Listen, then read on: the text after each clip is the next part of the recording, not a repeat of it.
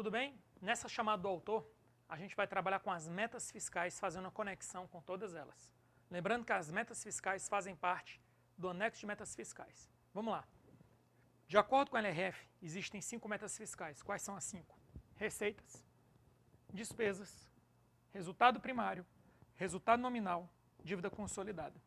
Vamos começar por aqui. Quem é o meu resultado primário pelo critério acima da linha? Acima da linha você vai trabalhar com receitas e despesas. Abaixo da linha você trabalha com a variação da dívida. A gente vai trabalhar com receita e despesa, então a gente vai usar o critério acima da linha.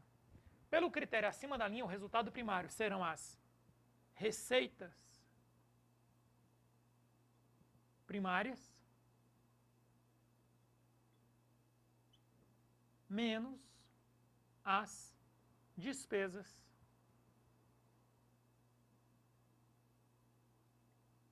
primárias. Aí você vai chegar no resultado primário. O teu resultado nominal vai ser o resultado primário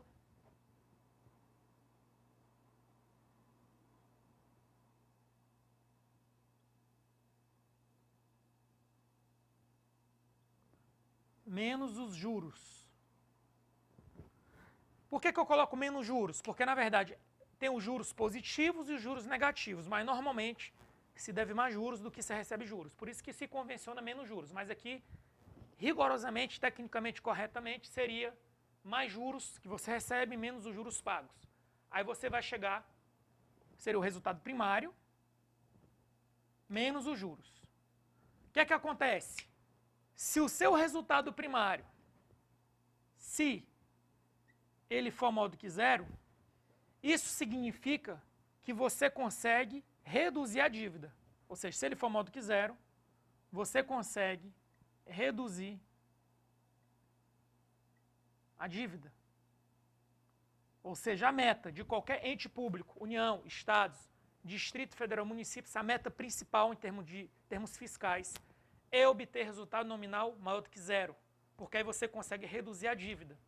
Só que para você ter resultado nominal positivo, você precisa ter um resultado primário positivo, capaz, inclusive, de pagar os juros. Então, o teu resultado primário, ele também tem que ser maior do que zero para pagar os juros. Então, vamos interpretar isso corretamente. Quando eu digo que o teu resultado primário foi zero ou foi negativo, significa que aquele ente público nem consegue pagar os juros. Se ele nem consegue pagar os juros, é porque ele nem consegue reduzir a dívida. Então, ele está aí numa situação bem ruim. E o grande segredo de tudo é como é que eu consigo calcular a receita primária e como é que eu consigo chegar na despesa primária. Porque que a gente tem só as receitas e as despesas. Então, o que a gente vai acabar fazendo agora para concluir essa chamada do autor? A gente vai falar um pouco de uma das 4 classificações da receita, que separa a receita em financeira e primária, e de uma das 9 classificações da despesa, que separa a despesa em financeira e primária. Perfeito? Vamos lá, então. Então, você está vendo aqui que a gente vai ter a despesa primária, que eu vou deixar aqui nesse primeiro conjunto, e nesse segundo conjunto eu vou colocar aqui a financeira. E no caso da despesa eu vou fazer a mesma coisa. Eu vou colocar a primária aqui na parte superior. E eu vou colocar a financeira na parte inferior. Apesar de eu ter reservado um espaço maior para receita e despesa financeira, por que eu fiz isso? Porque a gente não vai gravar quais são todas as receitas primárias e a gente não vai gravar quais são todas as despesas primárias. A nossa estratégia vai ser diferente. A gente vai gravar quais são as receitas financeiras e, por eliminação, a gente chega nas receitas primárias. A gente vai gravar quais são as despesas financeiras e, por eliminação, a gente chega nas despesas primárias. Então, vamos lá. Quais são as receitas financeiras? Então, a gente vai ter aplicações financeiras,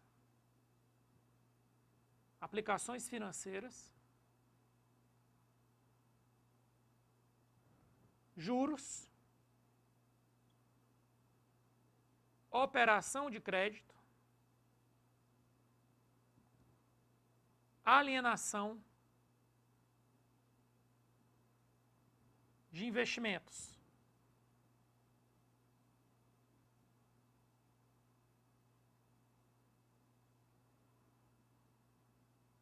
Temporários e permanentes.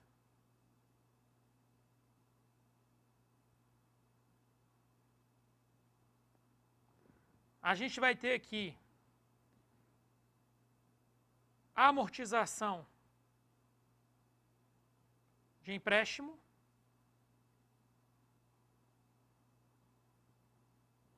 e, em linhas gerais, é isso. Isso aqui baseado no Manual de Demonstrativos Fiscais. Ou seja, essas aqui são as principais receitas financeiras. Se você dominar essas receitas e lembrar que essas são as receitas financeiras, normalmente todas as outras vão ser receitas primárias e você não vai ter problema em nenhum tipo de análise para fins de prova. Por outro lado, vamos agora para as despesas financeiras. Nas despesas financeiras eu vou colocar aqui juros e encargos da dívida,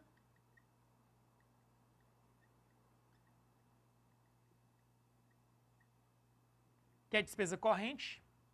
Você vai ter aqui aquisição de títulos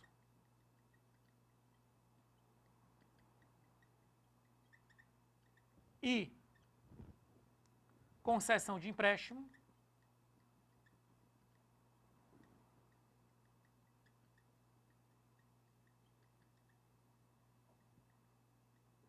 E você vai ter aqui ainda a amortização da dívida. Cuidado! A amortização de empréstimo é receita de capital. A amortização da dívida é despesa de capital. Ambas são financeiras.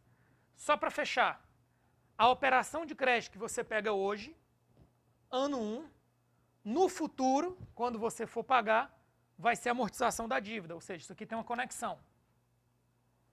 Isso aqui é no momento 1, isso aqui é no momento 2. Por outro lado, quando você concede empréstimo hoje, no ano 1, no futuro, você vai receber empréstimo. Então, concessão de empréstimo tem a ver com amortização de empréstimo. Ou seja, isso aqui vai ser no tempo 1 e isso aqui vai ser no tempo 2. Certo? Lembrando que do empréstimo que você faz, concessão de empréstimo, você vai receber o principal no futuro e vai receber juros.